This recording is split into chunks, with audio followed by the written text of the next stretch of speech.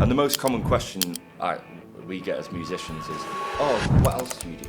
Yeah, yes. especially here in Dubai. It's more like, what's your real job? Yeah. One of the people could be having the worst day of their life. One song, music is medicine. Never had a drum lesson in my life. Wow. So at 11 a.m. you'll be axe throwing. So you have to do that Yeah, you as have well. to do it through the day, which I didn't know. But another quote from my mum used to tell me was, "Fail to prepare, prepare to fail." Wow, beautiful. So I love football, British. Yeah. And then, it got to a point where he was teaching me Sweet Child. If you go to a gig not really knowing what you're going to do, it'll affect your confidence, which in turn will affect your performance. And I was doing 5 nights a week back then. So a gig is a gig, but the more gigs you do, you're going to get better. Yeah.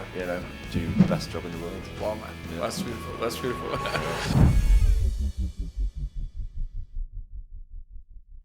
All right, guys, welcome back to the Setlist Podcast, a brand new episode, and we have got Charlie Frost today. We've been friends for a long time again.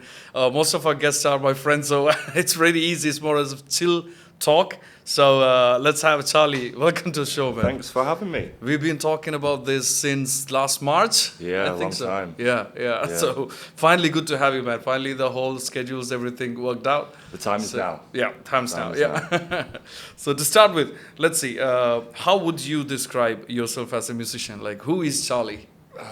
I mean, because I see you play a lot of instruments. I've seen you singing. I've seen you playing drums, guitar. Yeah, so drums is my main instrument. Okay. And then coming to Dubai, I knew I had to kind of learn other instruments.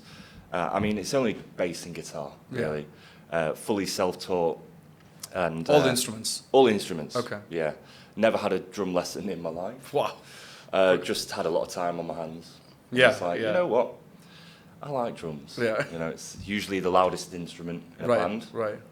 And both my parents were musicians. My brother was a musician. I didn't know that.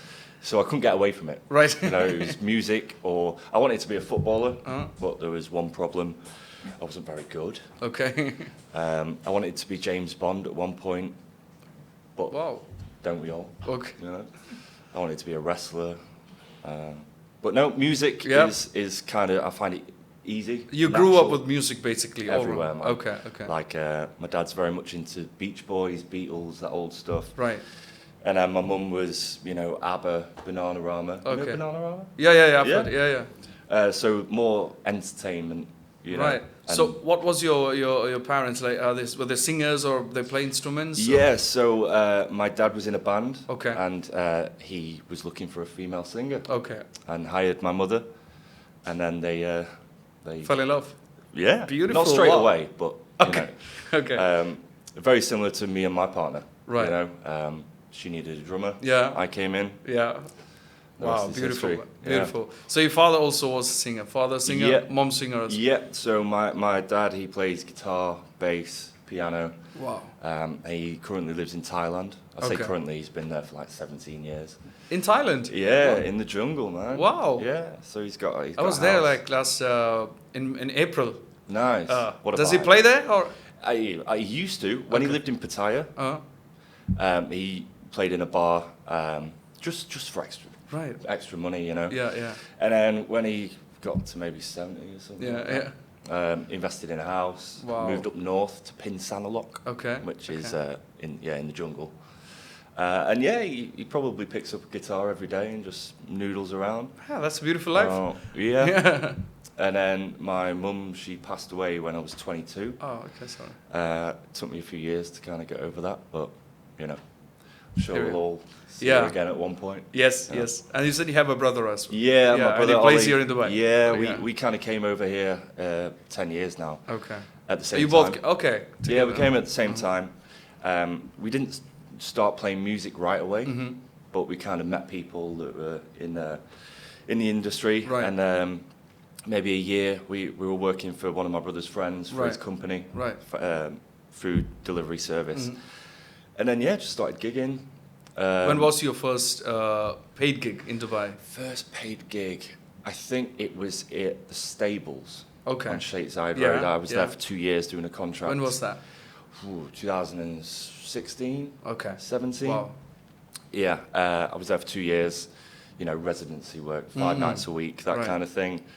And that was when I was like, I think we all start in that like one single venue, like lot of days a week, right? Because my first residency was in Double Decker downtown, and that was also, I believe, the first contract was 6 nights a week. Yeah. And that was my very first contract. And then you said, I think it went to 4 nights a week, and then you take other gigs during the other days. Yeah. Then you start splitting it into different venues. Absolutely. Yeah. And it's a good place to start doing contract work, because you meet so many people. Yeah. You're playing different types of music. Right. Songs that you don't listen to, but you have to, because you have to learn it. Yes. And then in the future, you're kind of like, oh, I did do that song. It's actually a good song. Right. Because I had to learn it and stuff like that. Yes. But the Stables was good. Right. Met some great people. How many songs did you have when you started out, approximately, that you could play in your set list? 5. Wow. Really? No, I don't know. Not many, but obviously I think I landed back, because I think I went back to the UK and then came back. Yeah. I've had a few kind of gone back to the UK for a few months or whatever. Didn't really work out over there. Then came back. I just keep getting dragged back to Dubai, because it's such a great place. The music scene is, as you know, it's incredible. Yeah. How's the music scene back in the UK comparing to Dubai? Have you been a musician in the UK as well? Yeah, so I was doing solo gigs every weekend in pubs, working men's clubs, kind of parties and stuff like that. But the money, obviously, is a big thing. Yeah, indeed, yeah. And then you get taxed on that money. Oh, and that's a big factor. Yeah, so say you're getting £150 for a gig, but you have to drive 3 hours to the gig. It'll cost you £30, £40 for fuel. Okay. And then on top of that, tax might be another £20. So you're getting £100. Wow, that's... And then sometimes if it's a 6-hour drive, you can stay in a hotel, and that will cost you another £50, £60. Yeah. So you do the gig and you walk away with not much. Almost something. Yeah, but over here it's a lot more sustainable. The whole money comes to a pocket. Yeah, absolutely. Yeah. And people say, it's not all about the money, but if you're a working musician... Definitely. It's important. Definitely. I wanted to get into that about the what was the first, let's say you decide at some point, or did you already have in mind that I'm going to be a musician, or did you realize that along the way that, okay, maybe music is my career? Yeah, I think I knew I wanted to be performing in some kind of, because I did a few years when I was maybe 18 years old. Excuse me. When I was 18 years old, I worked on holiday parks in the UK. Right. Which I thought, when I signed up for it, was, singing, dancing, kind of performing on the stage at the night time. And then I found out that it was actually daytime activities as well. Okay. So at 11 a.m. you'll be axe throwing. So you have to do that as well? Yeah, you have to do it through the day, which I didn't know. Okay. I thought it was just singing, hey, all this stuff, shows and that. But, you'd have to instruct snorkeling, which it was cool because they got instructors in to teach you all these things. Okay. First aid, water safety, all this stuff. So you learnt a lot of skills, which you didn't really need. You did when you were there. Yeah. And obviously, I love football. I'm British. Yeah. And I was teaching football, and I love teaching kids because you see them grow and kind of get better. Same with teaching guitar. Like when I used to teach guitar, but the kids would actually start getting better than me at guitar. Yeah. And then I was like, I'm gonna stop. There was one kid that was just like, he'd practiced loads. So he was like, I want to get really good. And I was like, right, you got to practice. Yeah. That's all you got to do. And his mum was like, he's playing loads of video games, which is fine, but you just take that hour to learn any instrument. Right. And then, it got to a point where he was teaching me Sweet Child of Mine. And I'm looking around going, I hope his mum is not going to walk in and be like, whoa, I'm paying for this. And then I was just like, you know what? You're great now. Yeah. You were good before, you're great now. Yeah. Off you go. And he was like 10 years old, man. Wow. Yeah. I had that phase, I think, around the COVID times when we were all basically doing nothing because everything was locked down. And then I did a few guitar classes for a few kids in Arabian ranches, I think. Yeah. So a few kids were, below my skill level. They was just starting, and I'm not really pro, as you said. Like I'm also self-taught. So I don't know the theory, nothing. I know the chords, I know how to play the chords, I know how to train at least a bit, but not more than that. So once you get past that level, when the kids they have learned the chords, and there's that question like, what's next? What's the advanced level where I'm not skilled enough to teach them? Yeah. So exactly. then slowly I had to pull away. I told, okay, he's good enough. I think the next step he has to take by himself, or go to a music school or something to learn some more advanced stuff. It's sometimes good for children or adults when they're learning something to kind of teach themselves. Instead of having someone, which is great, someone telling them what to do. It's good to kind of figure out different avenues of and sometimes fail. It's good to fail, because then you can go, right, what was I doing wrong? Just like finger placement and stuff. If it hurts, why is it hurting? You're probably doing it wrong. And then obviously it's good to get help from YouTube or your instructors or whatever, teachers. But it is good to kind of figure it out yourself. And some people don't have time to do that, which is fine. That's why you get a teacher in to go, put your finger there, play that, and it's right.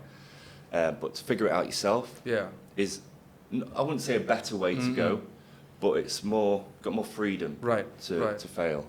Coming to the topic of the skills, that's where I was gonna get into, like being an earning musician, let's say, to get paid. There is this, because mostly I believe everybody thinks that it's like, to be a professional musician, it's all about the talent and the skills, but it's actually not. Like, since we have done all this, like we know, like you said about that contract, where it's not just performing, you have to do a few bit of other things as well. So in that, there is I had one quote by Quincy Jones. There's one quote which I really loved. I recently came across that, and it says that the foundation of music is not talent, it's preparation. People see the performance and think it's magic, but what they don't see are the endless hours of work, the failures, which you said, and practice. Talent gives you noticed, but discipline keeps you working, and that's true in music, and it's true in life. I really love that quote, and it's coming from somebody who's done production for like 7 decades or something. Worked with Frank Sinatra, Michael Jackson, Ray Charles. And it's so true. And then when somebody tells me, like, we have the conversations, right, with our fan, like when we perform somewhere, people definitely come and ask you, like, how did you get the gigs? And somebody who's just playing guitar, like, how did you get on the stage? How do you get paid? So it's, most of the people, everybody thinks that it's just about the skill, but it's a lot about the how to get the gigs, how to reach out to people, the performance, the stage presence, how you talk. So what's your take on that? Like, what other things other than the skills matters for a musician? Simply setting up cables. Understanding EQ. And if you think, or like feedback, how do you deal with feedback? Right. But another quote from what my mum used to tell me was, fail to prepare, prepare to fail. Wow, beautiful. So if you go to a gig not really knowing what you're going to do, it'll affect your confidence, which in turn will affect your performance. Yes. And actually, I think performing, that's the easy bit. Being on the stage, performing, singing and stuff like that, playing drums, guitar, that's the easiest bit. The difficult part is everything, like you said, everything around it. Even the travelling, or coming home at 3 a.m. or whatever. Dealing with customers, dealing with management, stuff like that. Yes. And the most common question we get as musicians is, oh, what else do you do? Yes. It's more like, what's your real job? All right, you sing and that's cool.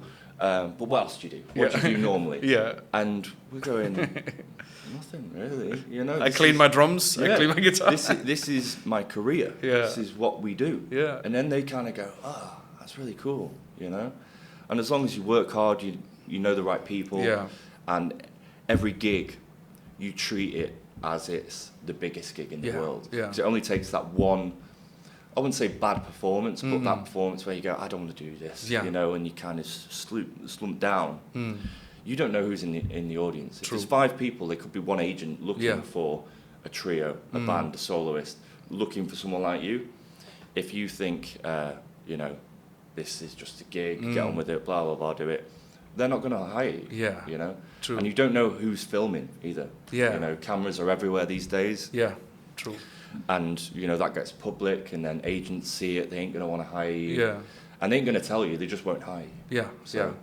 You got to be careful. And one of my singing teachers said to me, you're always being watched. No matter what, if as soon as you walk into a venue, there's always one set of eyes on you. Right. Which is good advice, because it's like, you need to be looking good. Yes. You need to can't be picking your nose on stage when you're setting up or whatever. Yeah. But then it's kind of bad because you're kind of like, someone's always watching. Yeah. So I don't know whether that advice is good or bad, but so far, so good. If you have that mentality. Yes. I think that attitude really matters on for any gig, even if it's a packed full house gig, or if it's just a very quiet dead day. Because it's a POV of somebody who hasn't been on the stage that they see as, okay, it's a chill venue. I mean, there's not many people. You don't have to take stress much, but you really have to, because of the same reason that you said, like, you don't know, out of the 3 people that's watching, one could be an agent, the other could be a record label producer or something like that. I got my second contract actually from my first residency. My very second contract was from somebody who watched me when I performing in my first residency, and then they offered me my second contract, which was in Harvester's Pub, Sheikh Zayed. So it's very cool the way we connect these things. That everything matters. Like when you're a showman, it's not just about how good you are with the guitar or the drums, but it's about how you present yourself. As you said, you need to look good. You have to act or have a proper good attitude. Be friendly with. I always repeat the same thing about don't piss off the sound guy and then the cameraman. The sound guy can make you sound bad. And the camera can make you look bad. Yeah. So are we allowed to swear, by the way? Oh yeah. You accidentally did. Yeah. I mean, it's completely cool. We cut it out. No, but I think music is medicine as well. So if there is 3 people in the audience, one of the people could be having the worst day of their life, and one song can just kind of make, music is medicine. Right? Indeed. As we all know, if we feel sad, put music on, changes your mood. Yeah. You know? You remember the first time we met was, there was one farmer's market. I'm not sure if it was Ripe Market. I think it was Ripe Market. Yeah. David hired us from Mice Music. I remember. Yes. Yeah, and he was there. I think at the venue that day. Right. Okay. Yeah. So that's where I think we met in real for the first time. Very hot. Yeah. It was very hot. Very hot. Yes. And my guitar was like seizing up. I remember that. And then the kids running around us. Pulling wires and stuff. And you're like, that's part of the job. Yeah. Dealing with that in the right way, in the right manner. Knowing that the parents are looking, going, yes, right? What's he doing? What's he telling the kid? Yeah. The same with equipment, like when you've got pedal boards everywhere and drums and stuff. That makes us, that's our profession, that makes us money. So if one kid goes and snaps a wire off the back of your pedal board, guess who's got to pay for it? Not the kid. Yeah. They ain't got no money. Exactly. And we do, So we have to. It's all part of the job. Yeah. So let's talk about the money part of the gigs, not the exact finance. I mean, the goal, like when I started music or I decided to go music, honestly, I'm not ashamed to admit, I was completely focused on money. Make money. Yeah. Make money. That was the thing. And there is this thing that circulates that the musicians, they are very lucky that they're doing what they love. But I always correct it like it's not actually, we are not doing what we love. We are actually doing what the audience love. So it's not entirely that we are doing the songs that we like. It's mostly for the 80% of the song list. It's something that they want to listen to. Yeah. And then it gets to a point where you're repeating a lot of songs for the gigs, just like Wonderwall, Hotel California, Sweet Child of Mine, or Sweet Caroline. Because you know it works. Yeah. When you've been doing music for a long time, you know what songs work. Yes. And they go down very, very well. Yes. You've just got to smile. You've got to play them the best of your ability. And then the manager, who in turn, you've got to keep the crowd, who keep the manager happy. Yes. They're like, they're doing a good job. Yes. Have you gotten to a point where you started feeling, I wouldn't call it bored, but if you had the feeling where I'm doing this same thing for a long time and you have a feeling like I'm almost done, or I don't feel like doing this anymore. It started to feel like a job, like an office job, or sometimes. But then you got to remind yourself. Yeah. There's nothing else I want to do than play music. Yeah. We're so lucky that we're in a job that we want to do that job. You know, people working in supermarkets, that's not their dream. Yeah. Their dream isn't to fill up cars with fuel, you know. They have to do that to make money. We're so lucky as musicians for what we do. This is why you can be a musician all your life until you get a bit old, you know. And there's nothing else. How many years have in 2025 now? How many years have you been doing paid gigs, like professionally? So I think my first gig I was 15 years old.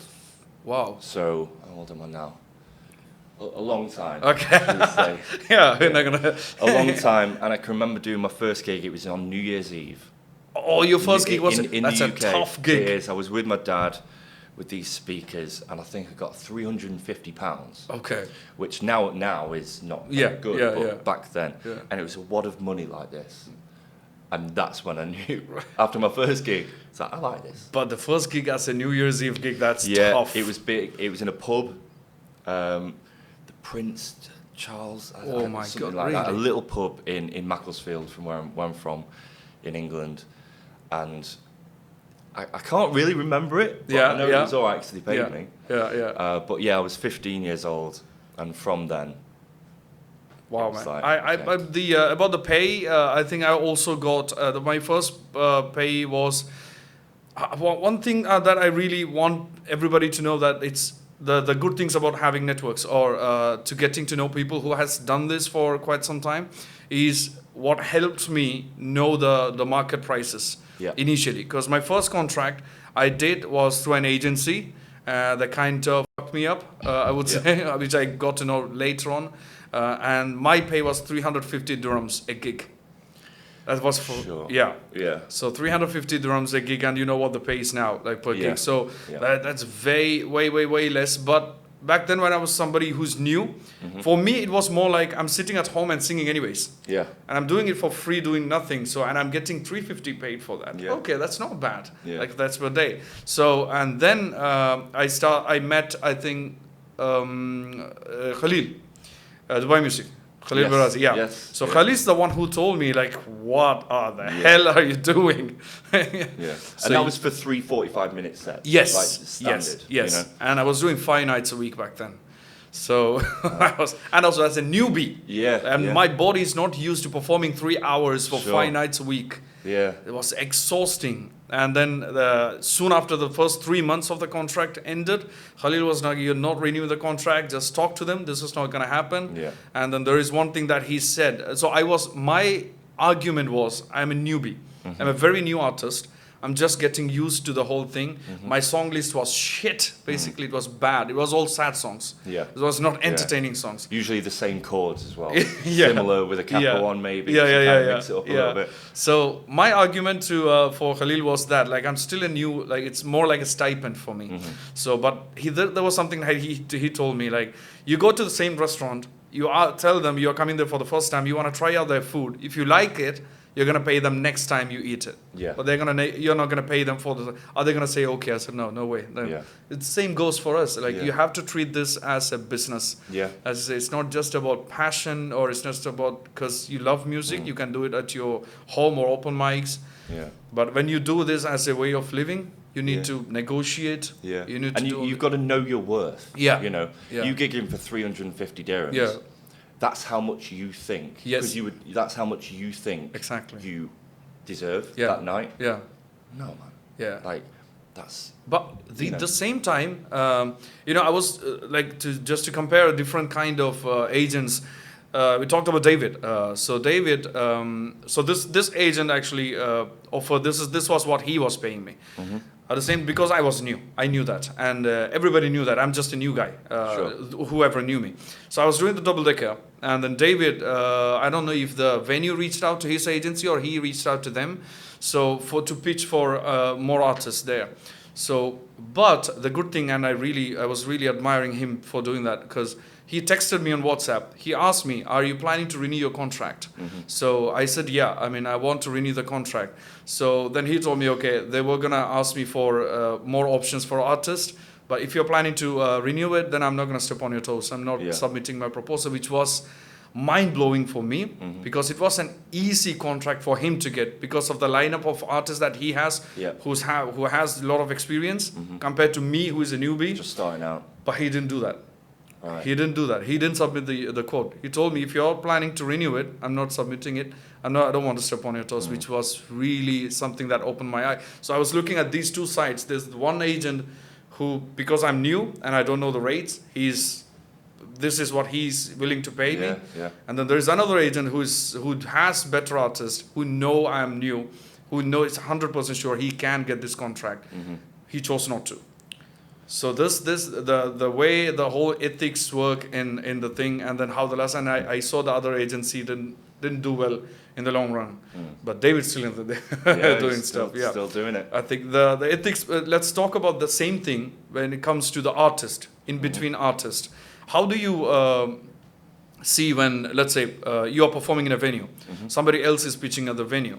Because I have had other artists pitching at my venue respectfully, because they asked, okay, Heidi's performing here, what about the other days? But there are artists who wants to pitch on the same day that you're performing for maybe a better rate, or maybe if they want the gig. So there are these two sides where it's fair for that guy to pitch the venue because he needs work. Yeah. Let's put us in that shoe. Because I want work, I need to do my job. But if the 10 out of 20 venues are packed, it doesn't mean I'm not allowed to go to that venue and pitch it. But at the same time, there is the other side of thing where your friend is performing there, or there is somebody like you who's performing there. Yeah. How do you see this? Like, it's very tricky. Yeah, it is. And when you mention like other artists, musicians going in and offering the service for less money, you know, that just brings the whole market down.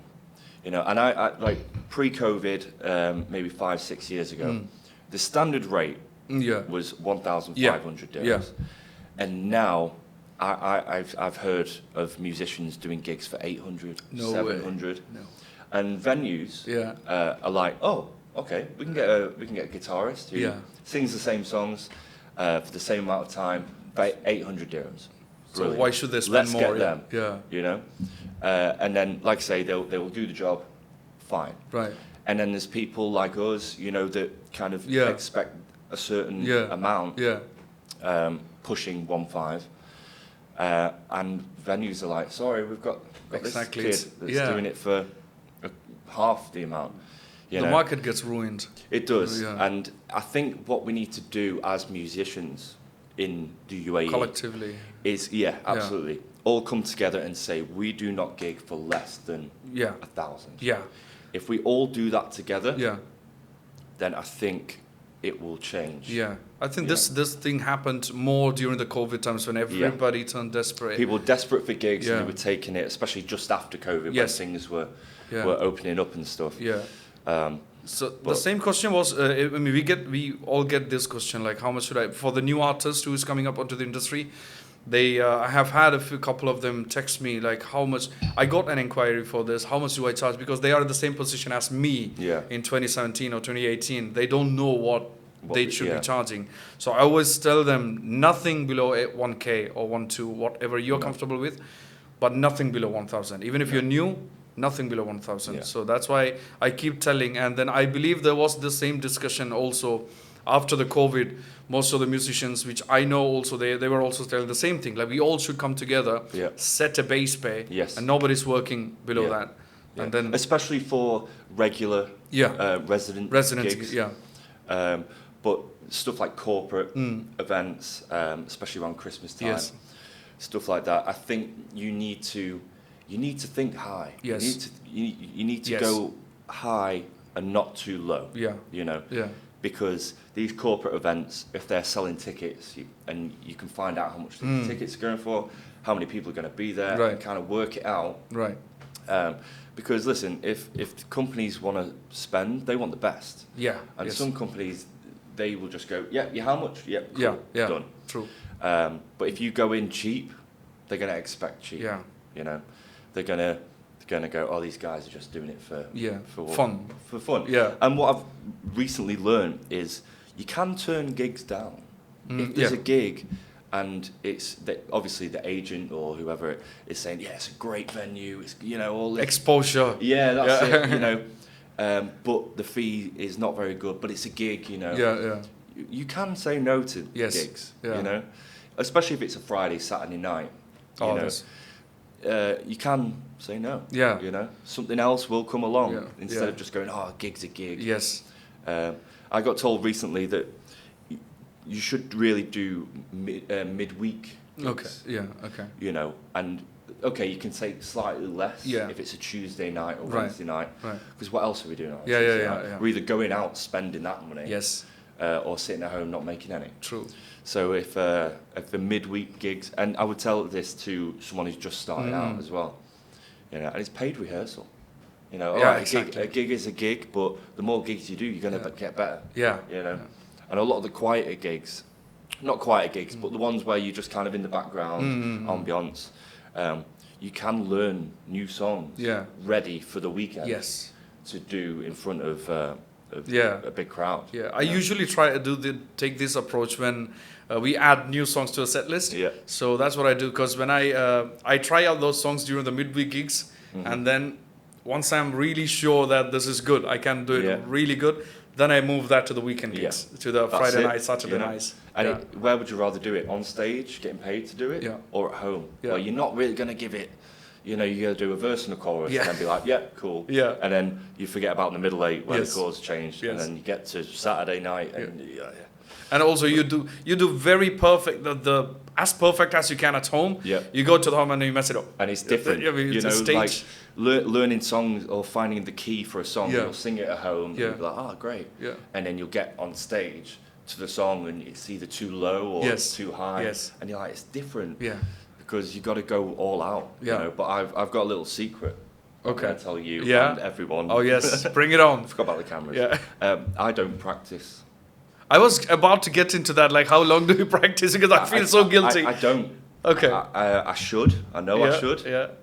But especially drums. Singing, it's different. I will sing through a song if I've never sang it before. Yeah. But with drums, I don't know. I just kind of watch the YouTube video and go, I'll just do that. Yeah. I'll do what he's doing. You know, I'll put into YouTube a drum cover of a song. Okay. Yeah. And I'll watch it once and I'll go, I'm going to do what he's just done. And I know I should practice and everyone should practice if they want to get better at anything, not just music, you know. Yeah.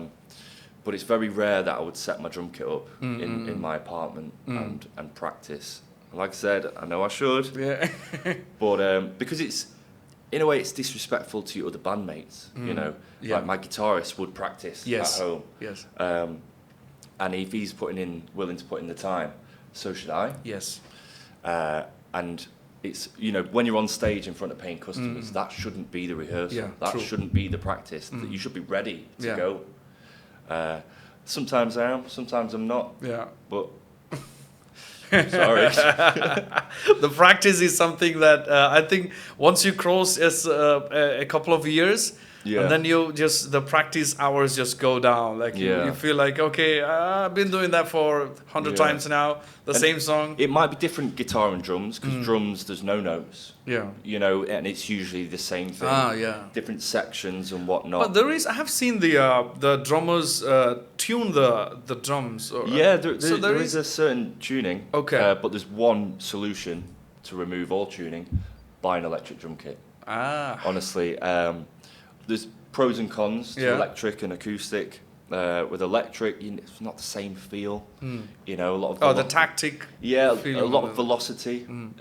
You know, it's a different feeling. Right. But there's less setting up. You don't need to sound check an electric drum kit. You literally plug it in, off you go. And say you're playing with a 6-piece band, the drums are too loud. Never tell a drummer to play quiet. Can you play quieter? Because they will play loud. They will play louder. Yeah. Or hit them a little bit softer. I think the same goes with the electric guitarist, rock guitarist who plays rhythm or solo. Yeah. They're like, nope. No. You should know if you're playing too loud. Yeah. You know? But with an electric drum kit, you can just go and hit it as the same velocity, and everything would be a little bit down. No need for microphones, you know, stands being in the way, or you break less sticks when you play an electric. When I played in Bahrain last year, and we were playing 5 nights a week, maybe 100 songs a week, Wow. And I was going through a lot of drumsticks, and they're not cheap, they're not mega expensive, but and I was going through a lot. It's just like when we play guitar, we lose the plectrums. Yeah. The same way when you play drums. Exactly. Yeah. But you need to be prepared for that. You need to go, if I do drop it or break a stick, I need to just have one at hand. But then when you're down to your final stick, you're like, can't break this now. Oh, yeah. But I played drums with all sorts. I played it with a wooden spoon once. Wow. But we used to write the set list on a whiteboard. Okay, yeah. And I needed a drumstick, so I used the whiteboard to play that. No way.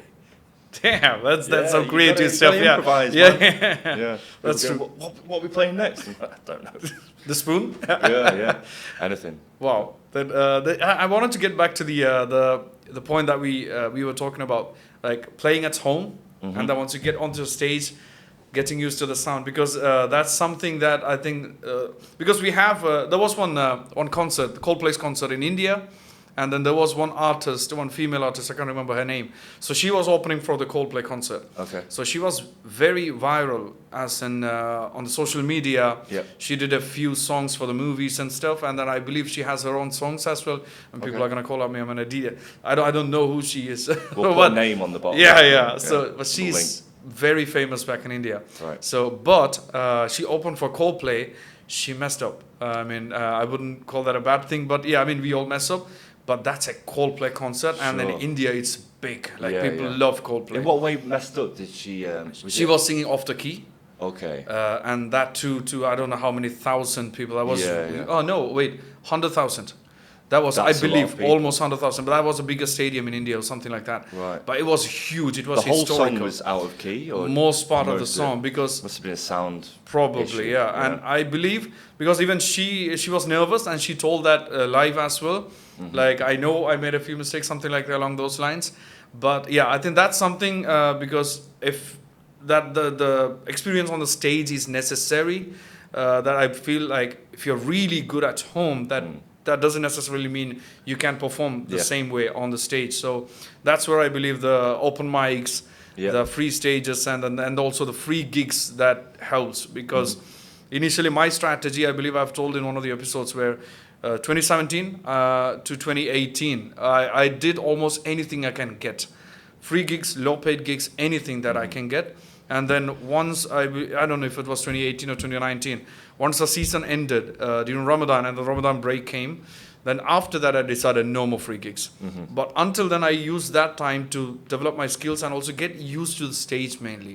To get rid of stage fright, and also the sound, as you said, that's what I was coming to. The monitors, the sound, the speakers around you, everything's very different when you go up on the stage. So it's very important that you need that on stage experience. You got to put the hours in. And also for the drummer, that's the thing. Like the drummer, I don't know how the monitors or how you gauge the sound, because you have the monitors, plus you're listening to the drums in real time. Without the speakers, you can't even listen to that. How tough is that, or how easy is that? I don't know. Either way. Well, in-ear monitors are really helpful, especially for a drummer, because it's direct. If you're playing to a click track, or you need your vocals, and it eliminates all the other. Okay. And if you push them in hard enough, you can't hear anything else. Just that, But I think the future is in-ear monitors. In-ears. Do you use in-ears a lot? Yes, I think you do. Because in the trio Skyline. I was about to get into that. Yeah, we played to tracks, and there's pros and cons to that. You can add a full orchestra. Right. The con is you're very rigid in how you play. You can't add another chorus. The crowd are singing their hearts out, and you want to keep going. You can't do that because the track will end. And then you are bare.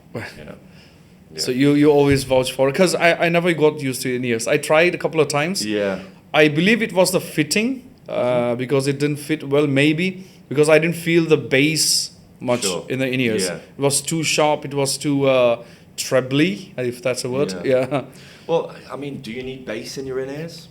No, but I feel so. It feels very flat for me when there is no bass. It's like, and also I'm not sure if I'm sounding bassy or if the guitar. If I need to change something with the guitar because I can't gauge what others are listening. So I got rid of the in-ears. I'm back on the speaker monitors again. And the thing is, when you've got speaker monitors on the floor looking up, you are more in the room. Yes. You've got the ambience of the room. With in-ears, it does remove that kind of.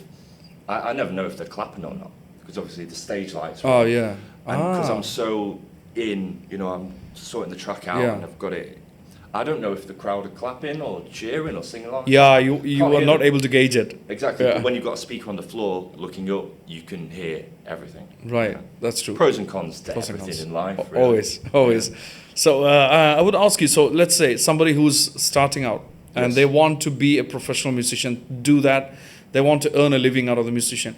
Where do they start? Like what's the journey for them? Let's say they are good in skills, but they need to get on the stage and get paid. Yes. Where do they start and how do they get to, what's your like we discussed, stage time, being on the stage for as long as possible. This is why even karaoke, just having a microphone in your hand and learning, say, the distance from mic to, I don't know what it's called, but the distance and learning how to sing. And that's very important, obviously. Going to see live music, just going to other gigs. To learn what others are doing. To learn what others are singing, different versions of songs. Like I saw the other day, someone did Valerie. But not the original. No, they did the original. Okay. Yeah, the Zootons. Okay. They did the original because it was a request. Okay. It was Valerie request, and they were like, "We're not doing the Winehouse one. It's not a wedding." Right. And they did the original, and the person that gave the request was very happy. I still don't know which version I'm doing. I do have Valerie. I don't know which ones. But the thing is, some songs are so good that you can take them and do them differently. Yeah. And songs like you mentioned, Wonderwall, stuff like that. There's so many different styles that you can do. Yeah. But half the time the audience just want the original so they can sing along to it. But musicians starting out, like I say, go and see different acts, talk to managers, and then there's a bit of thing with like promo videos. Yes. Right? Yeah. Some people say you don't need one. Some people say you need one that is incredible. Right. Yeah. I think you need about half and half. You obviously need something because that's what agents, managers, they want to see what you do, your vibe, and they decide in the first 10 seconds. So all these people that have got like 5-6 minute promos, they know in the first 10 seconds, or they skip, go, they're great. Yeah.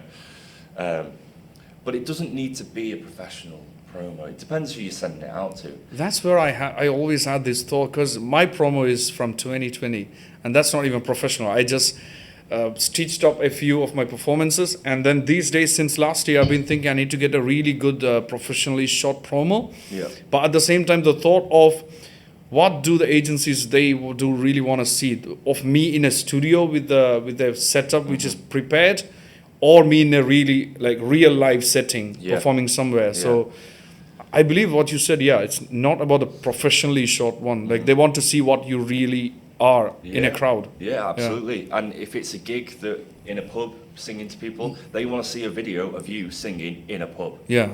Exactly. Yeah. But if you're sending it out to someone, say you've got a wedding inquiry, they don't really want to see a video of you singing in a pub. They want to see big lights, big costumes or whatever, because that's what they want. But it is good to have too much than not enough. Right. It is good to have different promos. I think that's a very good thing. I never thought that way. I think that's a very valid point. Like having different sets of promos, and then you supply that as per the requirements. Like film them all in one day. Yeah. Take suit, take black jeans and cool. Film it all in one day. Make different versions of a promo, and then. Like I say, send it out to the relevant people. Right. Because like I say, if they're looking for, I don't know, like say a wedding. Yeah. They're not going to want you dressed in jeans and chains and like jacket and that. They're going to want you looking prim and proper. Like, you know? And if you pay a photographer there for 5-6 hours, you might as well do different versions of promos. Yeah. Then at the end of the day, you've got enough material to be so versatile. True. And you've got to be versatile in Dubai. You've got to be, you've got to adapt to certain situations to just get the gig in the first place. That's where I was going to ask you. Should an artist, I'm still trying to figure out, but I prefer having all kinds of songs in my list. But the thought I had was to ask different people, because I see some artists sticking into one specific genre or a specific style of music. Yeah. What's your take? What do you think they should? What works or could work? Figure out what works. For each. Right? If you say you've got a residency, every Friday you play in one venue, it should take you 2 or 3 weeks to figure out, okay, these songs work, these songs don't. Right. And what venue I think has really hit it real good is Lock, Stock and Barrel, LSB. Yeah. They have 5-6 bands, maybe 5. All very, very good, but they're all very different. Different genres, different vibes, different looks, and I think they've got it nailed. They know what they're doing. Oh, LSB is... I always just end up spending so much money when I'm in there because I'm like, I can't leave until the band finish because they're that good. And then the song list as well. I mean, for the artist, like as you said, you started with let's say 5 to 10 songs. Me also, pretty much the same. And then we build the song list up and then cover more songs that is mostly requested. That's a very helpful thing to do. If you're getting song requests, learn them for the next week. Right. Even if that person's not in, because you kind of get in the vibe of what people want to hear. Yes. And when we were working in Bahrain last year, we were like, what songs can we play? Because the demographic was mostly Americans and a lot of people from Saudi.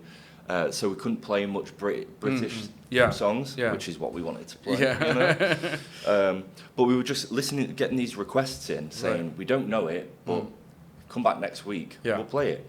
And it was a good way of grasping what people wanted to hear.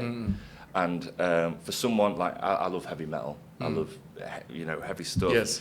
And for me to listen to stuff like Pink Floyd, which I wouldn't want to, but to listen to stuff like that and learn and be like, you know what, this is actually all right. Musically, maybe not for the drums, but musically, but if you starting out, listen to what people have to say, other musicians, listening to advice, and like you say, just get on a stage and just do it. And you've got to adapt. For example, you can't be singing like dynamics. Right. I got told by my brother actually about when you play drums, you need to be playing dynamically about 70%, because when there's say a drum solo or a specific drum part, you pump it up to like 90, because then people are like, yes, but then bring it back down, But when I was younger, playing drums, listening to metal and Slipknot and stuff like that, where Matey Boy's going 100% all the way through, there's no texture in the music, and that's what you got to work out. You can't be taught that. That's something you work out. In a verse you bring it down, in a chorus you bring it up a little bit. Usually in the middle eight you go up a little bit and then bring it right back down. Same with guitar, really, especially lead guitar. Know your role. I think for the solo, like we all have performed solo musicians as just to play guitar and sing. For that also, I have found the dynamics really works, as in sometimes when you go across a song, you bang on a chorus and then you go just slowly play it and then start strumming hard when it gets to the main chorus. And then that really gets we can actually have a bit of control on the crowd's dynamics as well. Definitely. Move them. It just makes it a lot more flows better. Makes sense. And about the way you said about the learning songs, there is something that I initially, again, this is all my curiosity, and it can help a few as well. about learning new songs, adding more songs to. How do you approach it? Do you go for perfection initially, or you get the bare basics and the main structure of the song done, and then improvise it live, and then you get to the your way or your style eventually? I think the first time you play a song, if you haven't played it before together, it shouldn't be perfect. Because what's the fun in that? Yeah. You know, if it's perfect straight up, the first time you play it, you know, it's not as easy as that. Yeah, and it shouldn't be. Yeah. You should go, okay, this bit didn't go right, or that was wrong. Okay, next time, it ain't gonna happen again. Okay. You know. Yeah. You can make mistakes, but if it's a constant mistake in the same point, it's a problem. Right. It's not a mistake, it's a problem. Wow. You know. That makes and sense. musically, you know, music can be easy if you know your shit. Yeah. You know? But practice is obviously very important, especially when you're a band. If you're a soloist and you're on your own, you've got no one else to let down. Yeah. But when you're in a band, 3, 4, 5 piece, you need to put in the same amount all together individually. Right. Because it's only fair, right? So we got around 5 minutes left. We're gonna ask some quick questions. So one, if you could play the songs that you love, not necessarily make any crowd happy, just you're free to play anything, what 3 artists or bands would you choose? Which makes you happy, you enjoy playing that. Yeah, I mean, like I mentioned, Slipknot. Yeah, Slipknot. What other songs? Joey Jordison, who passed away a few years ago, the way he would play drums was like he was one with the drums, right? And he was just so technical, and just so heavy. Do you like complex stuff as in drums, or the more simpler? Definitely. You know, drums are the driving force. Yeah. Even just the kick drum. People dance to the kick drum. Yeah. That's what they dance to. You know, the general public. Yeah. I mean, imagine the song, the one, Queen's "We Will Rock You." It's just. Yeah. I mean, listen, I respect Queen. You know, Freddie Mercury more so yeah. than Queen, but "We Will Rock You" is one of them that. I don't want to say overrated. Yeah. You know? I do actually like the last 30 seconds when the guitar comes in. Yeah. But it works, man. You know, and there's these songs that aren't overly complicated, but for some reason they just work. Yeah, I had the same conversation in one of the episodes with Ibi. So the same thing as the songs which very simple composition or the simple structure tend the listeners tend to remember it longer. Yeah. Get stuck as in. A Simple Man. I love that song. Yeah. It's very the simple. Verve, is it? No. The Mama told, who's that? By Lynyrd Skynyrd. Okay. Yeah. Oh, yeah, of course. So it's very small, very simple song, and then the Dreams by Fleetwood Mac. Yeah, it's 2 chords, right? Just 2 chords. Yeah. So these songs tend to stick in mind longer than the complex stuff. Yeah. I think it's because the general public who aren't musicians, they can understand it. Yeah. You know, but there's bands like Pearl Jam and there's a very progressive metal bands that have no singing. Right. And it's just instruments. I found this band called Intervals that. I have watched. I love the Epiphany. Yeah, they have a track Epiphany. Oh, so good. And it doesn't need vocals because the guitars are singing. They're that talented. They are singing on guitars, and I don't even miss the vocals when I found this Epiphany by Intervals in 2010, I think 2010 and 2011. Oh my god, I used to be on loop in my head. Incredible, man. So good. Yeah. So good. And then about the getting work. So let's say somebody is here in the scene. So they want to. How do you get more work? As in, let's say we have the referrals, which is we don't have to do anything anyways. Yeah. So people know us. For someone who is not busy or who wants to know, how do you get gigs? So what would you answer? To get gigs, actively, how do you grind towards it? Reach out to people. Jam nights are good. Like I said, go to other gigs that you think are similar to what you're going for, and just ask around and get numbers. But when you've got the number, don't just message hello.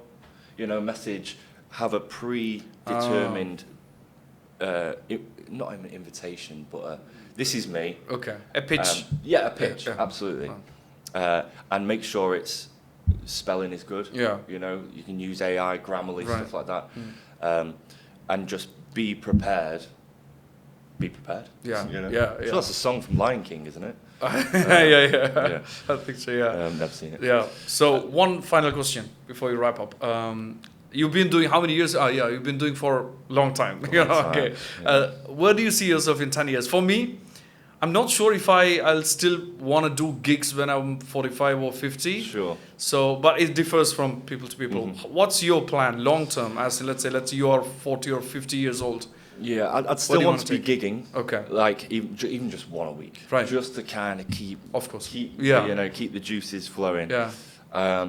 I do love teaching. I do like kind of maybe not managing, but going down the route of setting up shows, right, and maybe putting bands together, this kind of thing. Yeah. And just using my knowledge that I've mentoring. Yeah. Okay. Yeah. You know, or even stuff like if a band want an album cover, getting people in to kind of be like, okay, this is what you want. Right. Obviously, it's going to be within music. Yeah. But, teaching or mentoring and just inspiring people to do the best job in the world. Wow, man. Yeah. That's beautiful. Yeah. So that was today's episode. But yeah, thank you so much for coming down. I mean, we've been waiting to sit down with you. I'm always so curious on how everybody works. Like, because we all have different styles of how we work, how we get work, how we execute stuff. So I'm picking on and I'm learning. I want to learn from people on different sides, as you said, like different aspects of the same industry. Yeah. So I hope this conversation was there were a lot of practical stuff you said, like not just motivational stuff, but real practical, real world stuff. So thank you so much for that. No worries at all. I'm pretty sure we're going to be sitting down again for the next season or something to see where the journey goes and then share more stuff. So thanks, Charles. No worries. Then I will see, we'll have a conversation off the camera now. So for everybody, this is Charlie. You'll find him across UAE in different venues. You'll be seeing him on stage. So thank you, Charlie. No worries. And thank you everyone for watching.